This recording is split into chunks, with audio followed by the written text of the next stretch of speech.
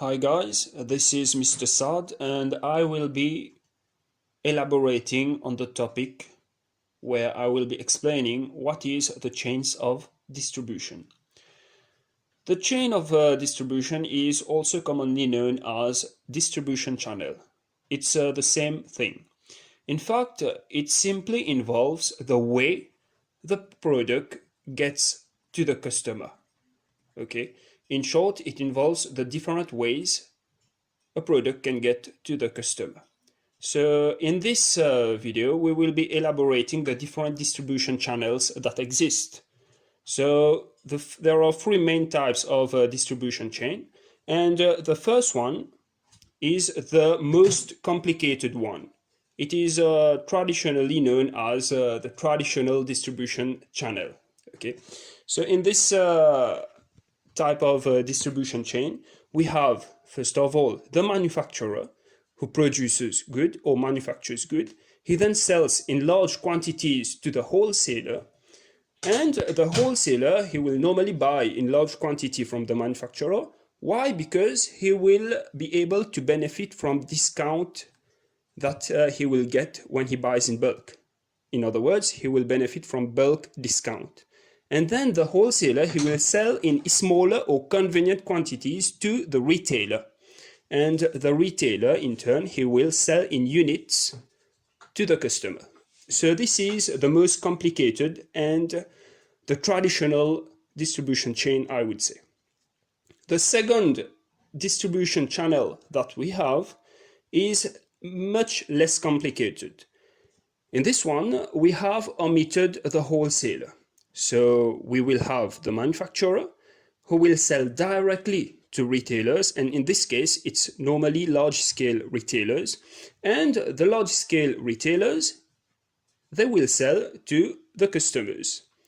So the main reason why we have omitted the wholesaler in this one is because normally the manufacturer prefers to sell directly to large-scale retailers so that he can maximize profit compared to the first distribution chain. So this is the second one. Now let's go to the third one, which is much less complex. It's very simple, in fact.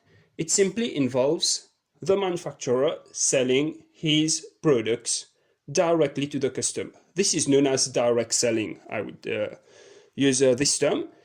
So here, the main reason behind is to ensure a higher profit. The manufacturer will be able to make a very high profit margin compared to the two distribution chains discussed above.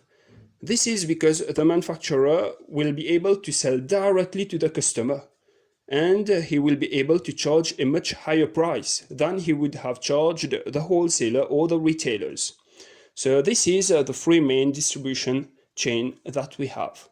So just to do a recap, here is the three distribution chains I have elaborated. We have the first one, we have the manufacturer who sells to the wholesaler, who in turn sells to the retailers and the customers. The second one, it is the manufacturer who sells directly to the retailers, and these retailers, they are normally large-scale retailers. Okay, and the retailers, they will in turn sell to customers. And the last one, which is less complex, it's not complicated at all. It simply involves the manufacturer selling directly to the customer. So another reason why the manufacturer can prefer to sell directly to the customer is because he will be able to handle his product better. He will know how to handle the product better compared to a wholesaler or a retailer. So this is why many manufacturers, they prefer to sell their products directly to the customer. An example which is common, which I can give you, is airlines or even hotels. They prefer to sell directly to customers via platforms such as websites like booking.com. Why? Because they want to ensure that the customer is getting the product that they want in the way they want. So this is service quality. They want to ensure that the customers are having a good level of service. So this is it, guys. That's the end. If you think this video was helpful to you, don't forget to subscribe. And if you have any question, you want me to elaborate on any definition, just leave a comment below